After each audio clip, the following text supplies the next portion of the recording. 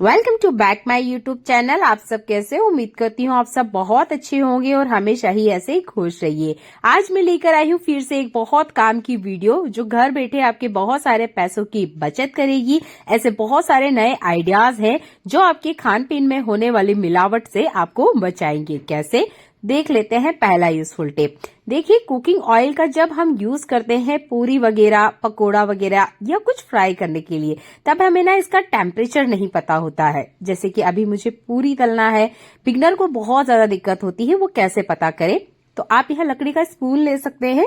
जो भी चीजें लें वो आप लकड़ी का लीजिएगा। मेरे पास एक टूथपिक है, मैं इसका यूज करके बता रही हूँ। ये देखिए, जैसे ही आप डालोगे आप देखेंगे इसके आसपास बबल आने स्टार्ट हो जाते हैं। नहीं तो आप डायरेक्ट टूथपिक को ही ऐसे डाल दीजिए जैसे मैं आपको दिखा रही हूँ।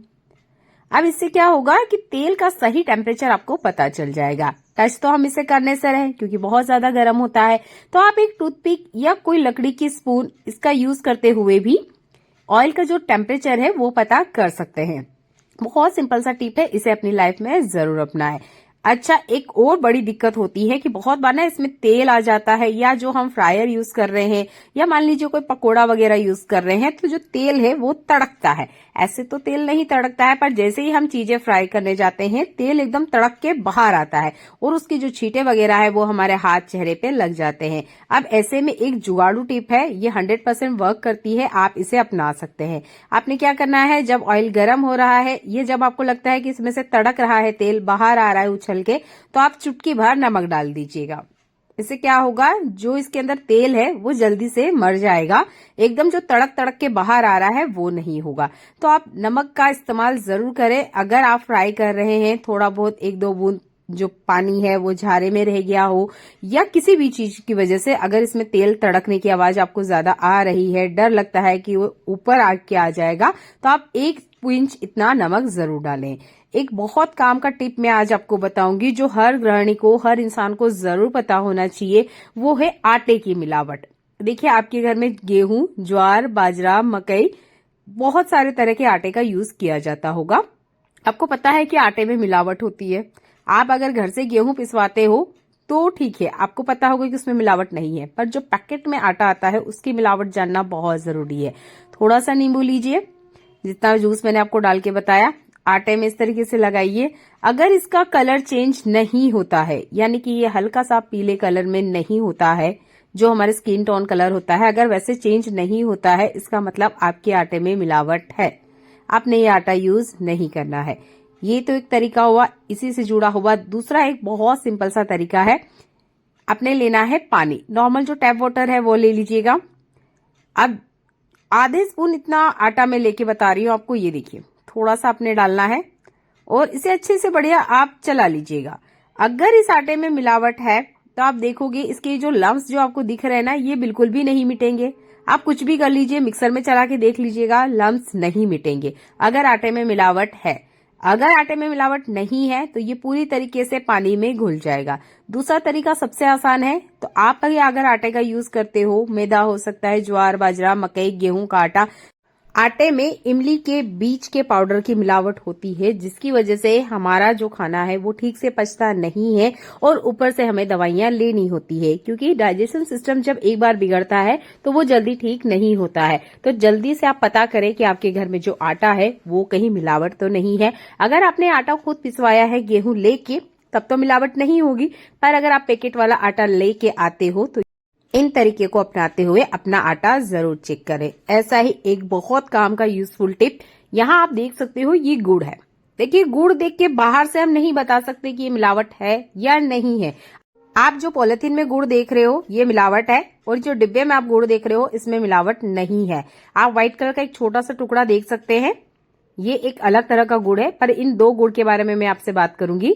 ये जो डिब्बे वाला गुड़ है ये प्योर कैसे है, और जो आप पैकेट में या जो पॉलिथीन में देख सकते हो इसमें मिलावट है, कैसे पता करें, बहुत सिंपल से तरीके बताऊंगी। तो एक छोटा सा टुकड़ा लेना है अपने गुड़ के अंदर से। चलिए, इस पॉलिथीन में से हम एक छोटा सा टुकड़ा ले लेते हैं। ये चीज आप दुकान पे भी कर सकते हो, घर लाके भी कर सकते हो। कोशिश कीजिएगा आप ये चीज दुकान पे ही करें। थोड़ा सा पानी लीजिएगा, आप बोतल के ढक्कन में भी ले सकते हो। थोड़ा सा ही टुकड़ा लेना है, बहुत ज्यादा नहीं लेना है। ऐसे पानी में रहने दीजिएगा जैसे मैं आपको दिखा रही हूँ। अगर गुड़ में मिलावट है तो आप देखोगे जो गुड़ है वो पानी में बिल्कुल नहीं घुलेगा। आप इस तरीके से हाथों से दबा भी सकते हो, जैसे मैं आपको दिखा रही हूँ। ये देखिए, गुड़ बिल्कुल भी पानी में नहीं घुलेगा। अगर घुलता भी है तो थोड़े से लम्स इसमें रह जाएंगे। इसमें जो मिलावट होती है वो चावल के आटे की मिलावट होती है। अब आप सोच भी नहीं सकते कि इसमें भी चावल की मिलावट होती है, तो हाँ, गुड़ में चावल के आटे की मिलावट होती है। अब आपने क्या करना है, आपको वैसे तो पानी में ही महसूस हो जाएगा कि इसमें थोड़े से दाने हैं, फिर भी मैं आपको दिखाने के लिए ये देखिए स्कैन करके बता देती हूँ। ये देखिए, बहुत छोटे छोटे से आप दाने देख रहे हो। जब आटे को इसके साथ पकाया जाता है तो जो चावल का आटा होता है वो ठीक से नहीं घुलता है, वो इस तरीके से लम्स के रूप में बाहर आता है। तो आप इस तरीके से बिल्कुल चेक कर सकते हो कि आपका जो ये गुड़ है मिलावटी है या नहीं है। ये तो तरीका हुआ पानी से चेक करने का। एक और तरीका है, इससे भी आप चेक कर सकते हो। ये देखिए, मैंने थोड़ा सा टुकड़ा इसमें से भी लिया है। गुड़ के इस टुकड़े को लेके चलना है हमें बर्नर की तरफ। बर्नर के ऊपर आप इस टुकड़े को रख दीजिए, जैसे मैं आपको दिखा रही हूँ। जैसे जैसे इसे आंच लगेगी आप देखोगे ये मेल्ट होना स्टार्ट हो जाएगा।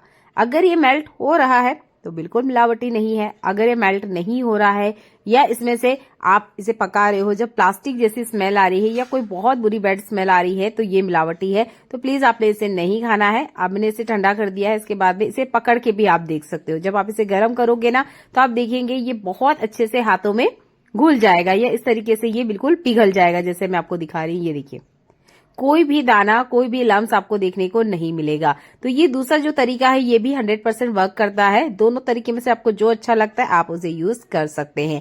अभी चल रहा है विंटर सीजन, मौसम में बहुत ज्यादा नमी है, घर में बच्चे हो बड़े हो बिस्किट का यूज होता ही है। अब आपने क्या करना है, ये जो खाली पैकेट में बच जाती है बिस्किट थोड़ी बहुत, इसको बिल्कुल भी आप खुला मत रखिएगा। आप ना इस तरीके का एक एयर टाइट ग्लास वाला जार लीजिएगा और इसके अंदर आपने ये बिस्किट को रख देना है। आप अगर ऐसे ही रखते हो तब भी आप देखोगे कि इस बिस्किट में मॉइस्चर आ जाता है। कोशिश एक बहुत छोटी सी अपनी करनी है और आपकी जो बिस्किट है अगर महीने भर बाद भी खोल के देखोगे ना तो वैसे ही फ्रेश मिलेगी जैसे अभी आपने पैकेट में निकाली है। विदाउट पैकेट के भी ये बहुत ज्यादा फ्रेश रह सकती है। बस आपने जो जार है वो कुछ इस तरह का चुनाव करना है कि वो ग्लास का हो, प्लास्टिक का मत यूज कीजिएगा, उससे बिस्किट खराब हो जाती है।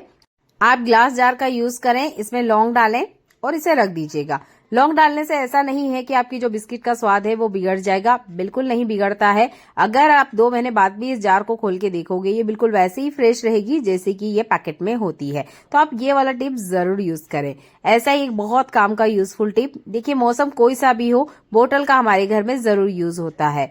तो आपने बोतल धोने के लिए इस बार नमक का यूज करना है। ये वही व्हाइट वाला नमक है जो हम खाने में यूज करते हैं। बोतल में लगभग आधी चम्मच इतना आपने लेना है, जैसे मैं आपको दिखा रही हूँ।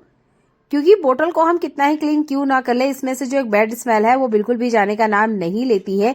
तो इसके लिए हमें थोड़ा सा टूथपेस्ट यूज करना है, जितना मैं आपको दिखा रही हूँ। ये देखिए, बहुत कम लगेगा। जितना हम एक बार में यूज करते हैं ना उसकी आधी क्वांटिटी या आधा पार्ट हमें लेना है। ये देखिए, थोड़ा थोड़ा सा मैं आपको लगा के दिखा रही हूँ ताकि आप क्लियर देख पाए कि हमें कितना टूथपेस्ट लेना है। इसके बाद में हमें लेना है बर्तन लिक्विड या बर्तन धोने का साबुन, जो भी आप यूज करते हो। तो 2-2 ड्रॉप इतना मैंने लिया है। इतने में एक बोतल अच्छे से बढ़िया से क्लीन हो जाती है। अब इसके बाद में आपने इसमें स्टील की बोतल है तो आप गर्म पानी का यूज कीजिएगा। अगर इस तरह का प्लास्टिक का बोतल है, जैसे मैं आपको ये ब्लू कलर की बोतल्स दिखा रही हूँ, तो आप नॉर्मल टैप वाटर लीजिएगा, गर्म पानी यूज ना करें। आपने बोतल के ढक्कन का यूज करना है और इसको बंद कर दीजिएगा। इसके बाद में अच्छे से बढ़िया शेक करना है। शेक करने में कंजूसी मत कीजिएगा, इससे आप देखोगे कि जो बोतल है बहुत अच्छे से बढ़िया से क्लीन हो जाती है। आपको जो मैंने सॉल्यूशन बताया है यहाँ पर, इस सॉल्यूशन को अगर आप स्टील, एल्यूमिनियम, पीतल, कांसा किसी भी बर्तन पे अप्लाई करोगे ना तब भी बहुत अच्छे से क्लीनिंग हो जाती है। तो ये बोतल के लिए बिल्कुल परफेक्ट है। आप बोतल इससे जरूर क्लीन करें। यहाँ टूथपेस्ट का यूज हमने इसलिए किया है, देखिए टूथपेस्ट जो होता है वो इसके अंदर की बैड स्मेल हटाएगा। नॉर्मल हम बर्तन लिक्विड से तो इसे क्लीन करते ही हैं, फिर भी आप देखते होंगे कि इन बोतल में से बैड स्मेल नहीं जाती है। तो बैड स्मेल हटाने के लिए हमने यहाँ टूथपेस्ट का यूज किया है। आप एक छोटा सा टूथपेस्ट का पैकेट किचन में जरूर रखें। कोशिश कीजिएगा हर दूसरे दिन बोतल को इस तरीके से क्लीन करें। और बोतल क्लीन करने के बाद आप इन बोतल को खुला रखेंगे, ना कि बोतल का जो ढक्कन है वो लगा के रखना है। जब हम बोतल का ढक्कन लगा के रखते हैं रात के टाइम जब हम बोतल वगैरह क्लीन कर देते हैं तब भी बोतल में से बैड स्मेल आती है। यहाँ पर ये छोटी सी गलतियां इन बोतल के अंदर जो बैड स्मेल आती है वो हमें बड़ी बीमारी का कारण बना सकती है। तो कोशिश कीजिएगा, घर में छोटे बच्चे हैं या आप खुद बोतल का यूज करते हैं तो इन बोतल का अच्छे से बढ़िया से डीप क्लीनिंग जरूर करें। बात हुई बोतल को क्लीन करने की। अब यहाँ बोतल क्लीन करते वक्त आपने एक चीज नोटिस की होगी कि हमने बोतल का जो ढक्कन है वो क्लीन नहीं किया है। सिर्फ बोतल के जो अंदर की सरफेस है वो अच्छे से बढ़िया से क्लीन हुई है। बोतल को हमने अच्छे से बढ़िया क्लीन कर लिया है। अब आप चाहे तो बोतल को स्मेल करके देख सकते हैं, इसमें किसी तरह की बैड स्मेल आपको नहीं मिलेगी। यहाँ एक बाउल लिया है, इसके अंदर हम लेंगे अगेन थोड़ा सा टूथपेस्ट, जितना हमने एक बोतल को क्लीन करने के लिए यूज किया था थोड़ा सा ही लगेगा। इसके बाद में हमें लेना है नींबू, आधा नींबू मैंने लिया है। आप चाहे तो नमक का भी यूज कर सकते हैं, थोड़ा सा बर्तन लिक्विड। बोतल को यूज करते हुए बच्चे सबसे ज्यादा बोतल के ढक्कन का यूज करते हैं। वो दिन में 50 बार टच ना कर ले तो क्या कहना। बच्चे बोतल के ढक्कन को सबसे ज्यादा टच करते हैं और इनसाइड इनकी डिजाइन भी कुछ इस तरीके से होती है कि यहाँ पर काफी सारे जर्म या बहुत सारा जो बैक्टीरिया हो सकता है, या आप कह सकते हो कि काफी सारी जो गंदगी है वो इन बोतल के ढक्कन के आसपास और इन बोतल के इनसाइड अंदर, ये जो बारीक बारीक आप डिजाइन देख रहे हो इसके अंदर होती है। तो कोशिश कीजिएगा हल्के कुनकुने पानी में 5 मिनट के लिए आप इन्हें छोड़ दिए। इस तरीके के टूथब्रश है आपके पास तो यूज कीजिएगा, नहीं तो नॉर्मल जो टूथब्रश है उसका भी आप यूज कर सकते हो। इसे बहुत हल्के हाथों से आपने यहाँ पर स्क्रबिंग करना है, क्योंकि इनसाइड यहीं पे सबसे ज्यादा गंदगी होती है। बोतल अंदर की तरफ से शायद एक बार आपको साफ मिल सकती है, पर बोतल की जो ढक्कन है अगर आप इन्हें ध्यान से नहीं देखोगे तो आप देखोगे आधे से ज्यादा बैक्टीरिया आपको इन बोतल के ढक्कन पे ही मिलेंगे। बच्चे हमारे डायरेक्ट इसे मुंह लगा के पीते हैं, तो प्लीज कोशिश कीजिएगा कि इन बोतल के ढक्कन को भी आप बढ़िया से डीप क्लीन करें। बहुत अच्छे से यह स्क्रबिंग करना जरूरी है, क्योंकि आप देख सकते हो मैं यहाँ पर आपको 3 से 4 बोतल के ढक्कन बताई हूँ और सबकी डिजाइन आप देख सकते हो। लगभग सारी बोतल की डिजाइन कुछ इस तरीके से ही होती है। अगर इनके रबड़ निकल रहे हैं तो डीप क्लीन कीजिए, नहीं निकल रहे तो कोई बात नहीं, आप छोड़ दीजिएगा। पर इन ढक्कन को आप इस सॉल्यूशन में डीप करें और अच्छे से बढ़िया से क्लीनिंग करें।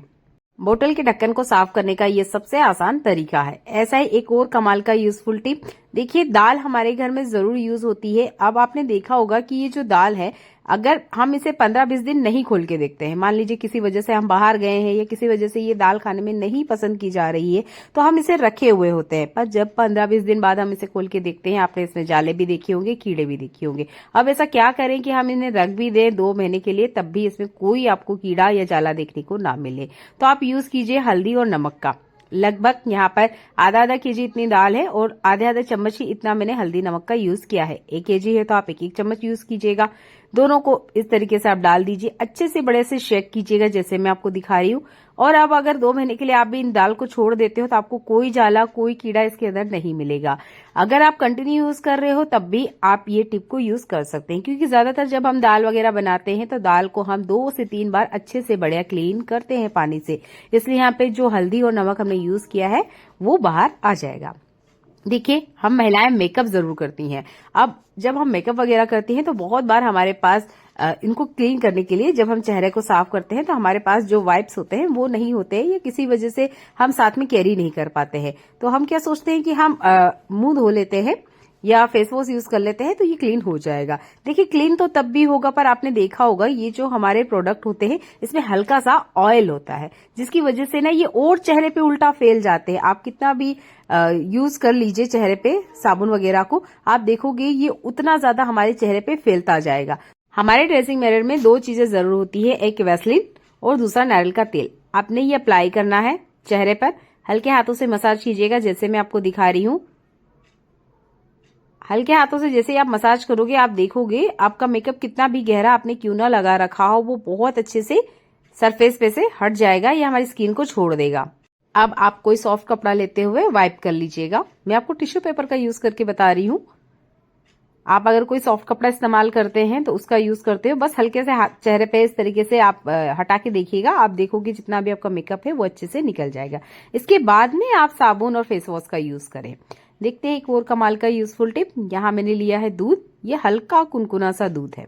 आपने हल्का कुनकुना सा दूध लेना है, एकदम ठंडा दूध मत लीजिएगा, क्योंकि अभी मौसम ठंडा है तो देखिए दूध बहुत जल्दी ठंडा हो जाता है। और ये जो हमारी वैसलीन है ना, हमें इसका यूज करना है।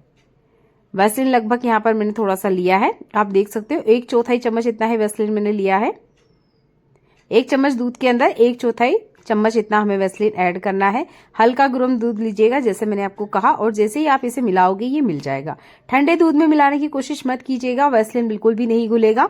अच्छे से इसे मिला लें। इसके बाद में ये सॉल्यूशन, या आप बोल सकते हैं ये जो हमने बना के रेडी किया है, ये आपने रात के टाइम जब हमारे किचन का काम हो जाता है, बर्तन वगैरह हमने क्लीन कर लिए, उसके बाद में आपने अपने हाथों पे अप्लाई करना है। आप चाहे तो चेहरे के लिए अप्लाई कर सकते हैं, पर कोशिश कीजिएगा आप इसे हाथों पे ही अप्लाई करें, क्योंकि पेट्रोलियम जेली होती है ये, तो बहुत सारे लोग इसे चेहरे पे लगाना पसंद नहीं करते हैं। यह जो ट्रिक मैंने आपको बताई है ये हाथों के लिए बिल्कुल अच्छे से काम करती है, क्योंकि हाथों पे हम वैसलीन का यूज करते भी हैं। तो आप थोड़ा सा ना यहाँ पे हल्का गर्म कुनकुना दूध लीजिएगा और अच्छे से वैसलीन को मिला लीजिए। इसके बाद में अपने हाथों वगैरह पे अप्लाई कीजिएगा। अर्ली मॉर्निंग आप खुद रिजल्ट देखोगे 3 से 4 दिन के अंदर कि आपके जो हाथ है वो सॉफ्ट हो जाएंगे और जितनी भी ड्राई स्किन है वो भी निकल जाएगी। मिलते हैं अगली ऐसी यूजफुल वीडियो में, तब तक अपना ध्यान रखिएगा। देखने के लिए आपका धन्यवाद।